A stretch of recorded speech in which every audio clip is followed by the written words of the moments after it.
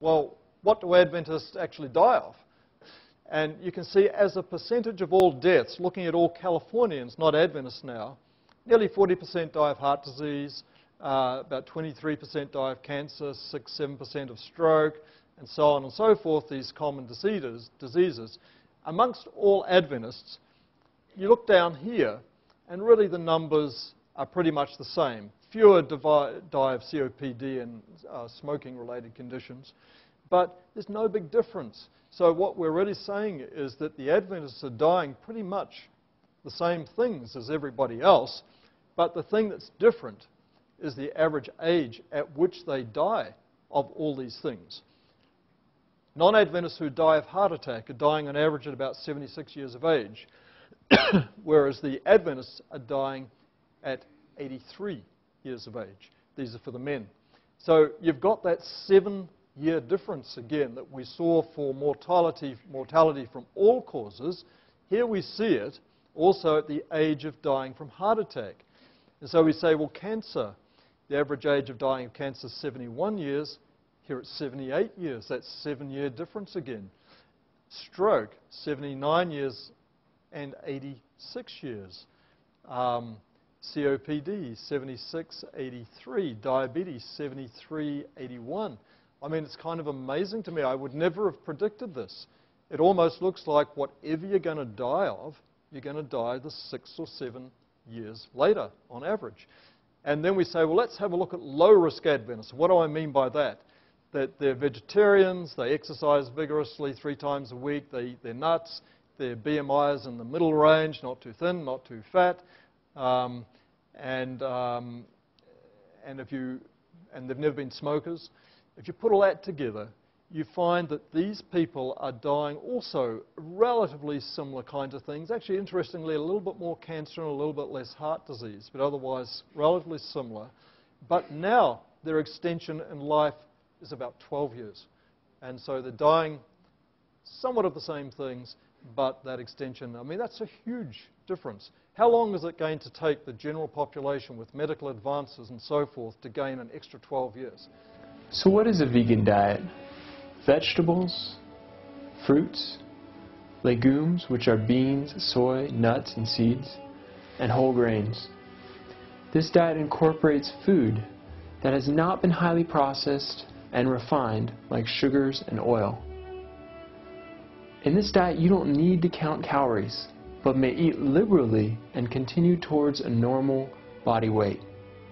Of note, doctors in support of this diet recommend that their patients take vitamin B12 supplements.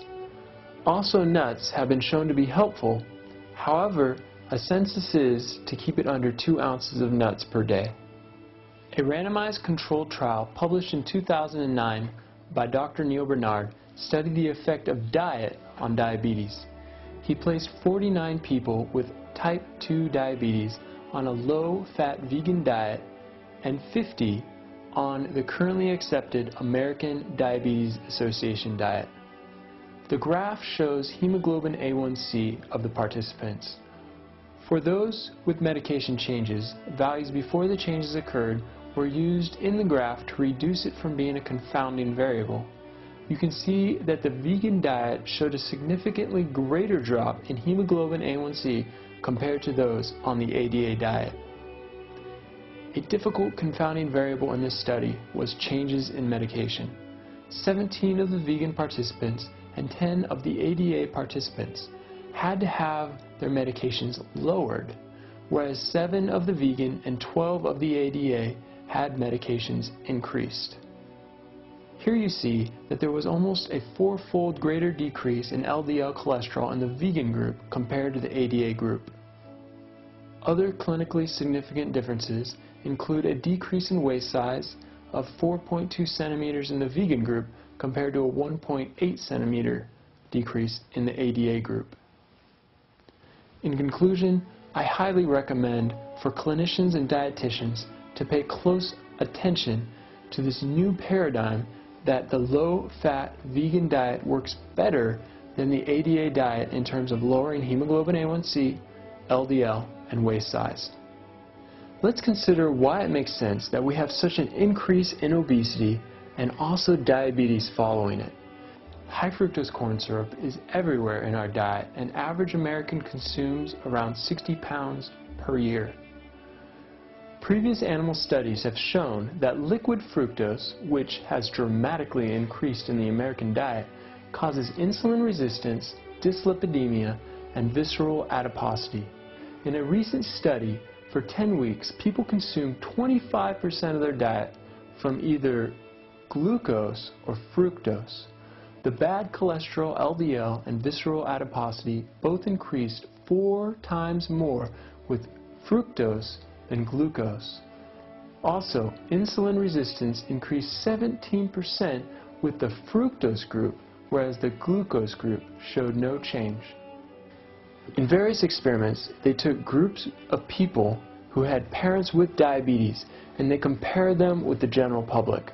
And what they found was that they had increased fat inside their muscle cells. Now think about it. If you have fat inside your muscle cells, then your muscle cells are going to say, we don't want any more sugar. And so that's exactly what happens when you eat a large consumption of food and your insulin goes up and your insulin is trying to drive in your sugar into your body. Your muscle cells are saying, like, look, we're already fat, we don't need any more sugar, and so they become insulin resistant. A group out of Yale has shown that those with increased intramyocellular lipid also have decreased mitochondrial density, decreased genes for mitochondrial production, and a 30% decrease in muscle mitochondrial substrate oxidation. The place that would normally burn up glucose is decreased because there's so much fat in these muscle cells, and thus it almost propagates the problem further. This theory provides a mechanistic foundation for why a low-fat vegan diet reduces type 2 diabetes, because you're essentially stripping the body of its fat from the muscle cells, and therefore you lose that insulin resistance that you acquire over time. A recently published paper on a prospective cohort of 38,000 people concluded that diets high in animal protein were over 2 times more likely to develop diabetes. This is important because normally people tell you to eat a high protein diet if you have diabetes. Stay away from those carbs. But taking intramyocellular fat into consideration, along with this study, one would assume that actually protein and fat might not be the best things for a diabetic patient. The total sugar we usually intake is 140 pounds. Cheese, remember, is around 31 pounds per year. And meat is 202 pounds per year. This diet has led to the epidemic of obesity and diabetes. But heart disease has also increased, which we will show is also a result of the food that we eat. Historically, in Vietnam, they found that 45% of casualties already had atherosclerosis.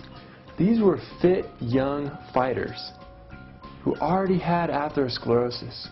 In the Korean War, 77% of the casualties already had coronary involvement. When does this damage begin? Almost 3,000 subjects between the ages of 15 and 34 who died from external causes underwent autopsies in which pathologists looked at the extent, prevalence, and topography of the atherosclerotic lesions. Note in this prevalence map how as the children grow into adulthood, the percentage of fatty streaks and raised lesions increase. This study showed that fatty streaks clearly start in childhood. Other studies have shown that they progress to raised lesions and then further into atherosclerosis.